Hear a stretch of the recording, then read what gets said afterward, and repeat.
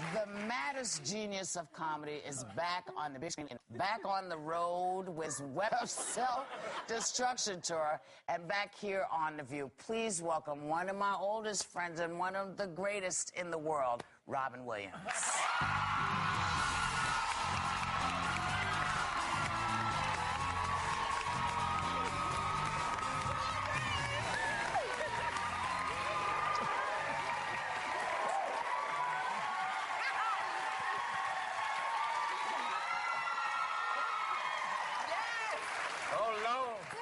Time for a little hero sex. We're going to do a water landing, baby. I want you to step out on the wing and put on a flotation device. Flotation device? I mean, because you went through open heart surgery, your body handled all that? Everything after open heart surgery. The weird thing is, after the surgery, you get very emotional. And I thought, instead of a valve, they gave me a tiny vagina. He's like, How you doing? Much better now.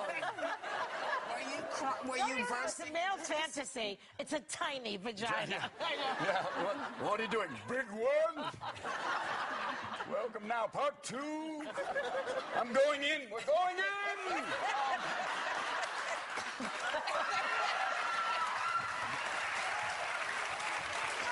What are you doing? It's like spelunking.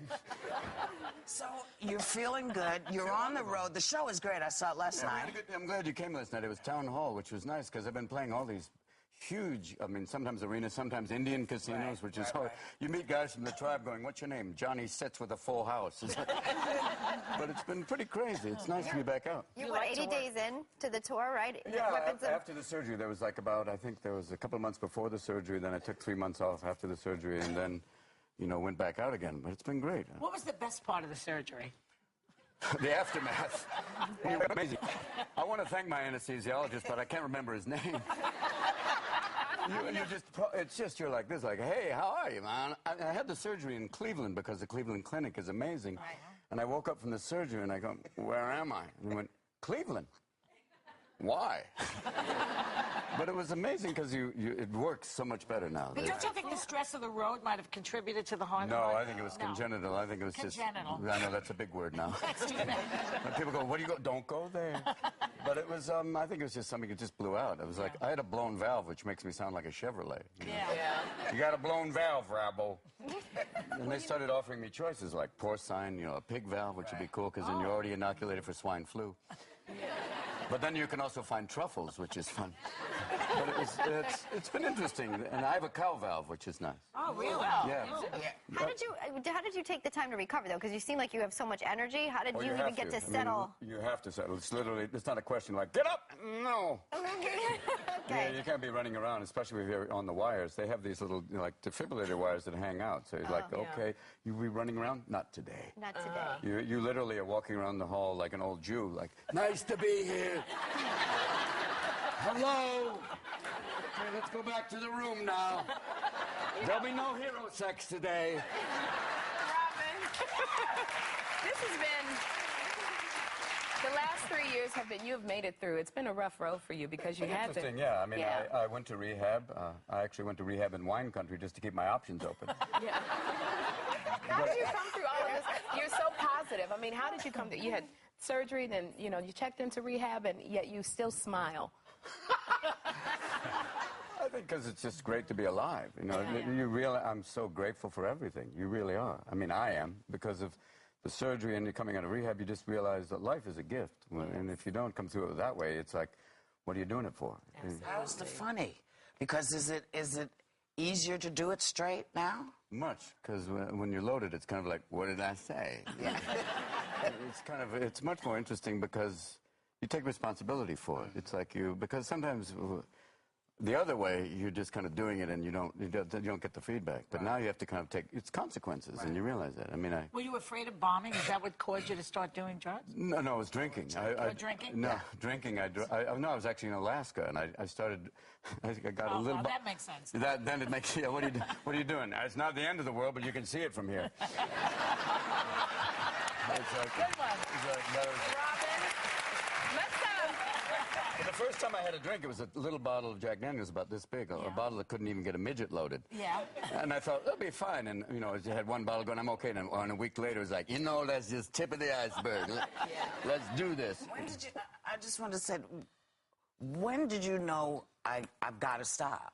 Because a lot of folks go and go and go and go and deny and deny. You literally get to the bottom and you realize you just truly, you exhaust all your options. And it's like you really are to the point where there's no other choice. You have to bottom out. You literally have to just go, that's it. And you basically go to everybody. And then finally when it's like, it's just you. And that, I give up. And then when the moment you surrender, that's when it begins. That's when you have to go, okay, I can't do this. It's interesting that I don't think you ever get into trouble for being politically incorrect, do you? Sometimes. Do you really? I mean, when I was looking at the pictures of Sheikh Khalid Muhammad, I think he looks like Ron Jeremy, the porn actor. Oh, my goodness. Robin! Robin! I was like, What's sick about this is it's true. You know what? Let's tell your movie, Old Dogs, is you and John Travolta. You He's guys, a sweet man. He is wonderful. It's I've known him for 30 years, and 30 years ago, when I was drinking then, he and I got drunk and we crashed a black wedding in Santa Barbara. Oh, yeah? It was pretty wonderful because people thought we were both impersonators, and then finally they realized, no, that really is Mork. And Vinnie Barbarino, this is going to be a great wedding, girl. And it was, Did you really do that? oh, it was a lot of fun. It was pretty crazy. This is what's so great is seeing you guys together on Old Dogs. You play best friends who suddenly have to take care of these 6-year-old twins. Yeah, it's pretty wild. I imagine that, especially because a lot of the jokes are based on the fact that when we come into places like restaurants with these little kids, they treat us like, oh, it's Grandparents' Day. And that's kind of the worst nightmare for a 58-year-old guy going, I'm not a grandparent, you know? I'm not that old. Really?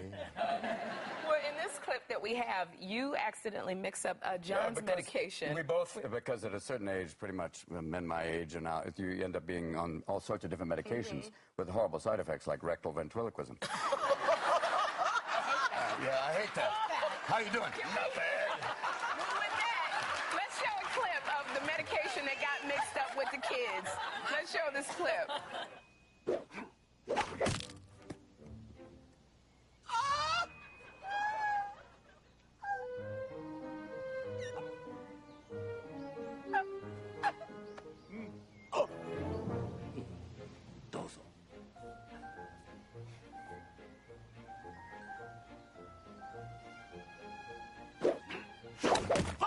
Oh, I knew it.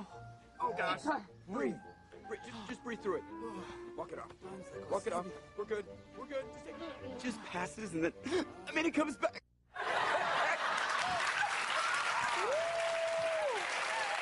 So listen, because this is going way too well, we're gonna go and come back with Robin Williams some more. Be right back.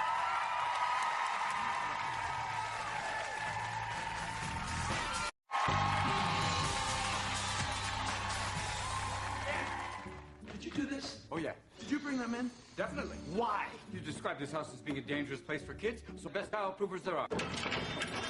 Even I know you do not baby-proof a house for a 7-year-old. Sir, you got a flamethrower for a fireplace. You know, it's a fashion. It's a style. The spears? What kind of guy buys poison-tipped spears? 1,000 years ago, they were poison. I don't know if they're poison now. You bought those 1,000 years ago? No. That was a scene from Old Dogs, starring Robin Williams. Robin, before you leave, I have to hear your take on the new book by Sarah Palin, Going Rogue. I went looking for it, and I found it in the fantasy section, which is... I mean, it's kind of wonderful. No. I mean, I think she's quite fascinating. Who knew that Katie Couric was the cutting edge of journalism? I didn't know that when she accused her of ambush questions like, what do you read? You know, that's a trick question. Not if you read. No, really. I mean, it'd be interesting to read it eventually just to kind of go, wow, I heard there's a lot of blame being thrown A lot around. of blame. Oh, She's wow. a victim. Really? Yeah. Oh, and was McCain just a perpetrator? Well, yeah, he was part of the cabal against her. A cabal against her. The cabal, Well, yeah. that's pretty frightening. He's the only man who can make me laugh about this stuff, honestly. Oh, baby, let it go. It's over. Let it go.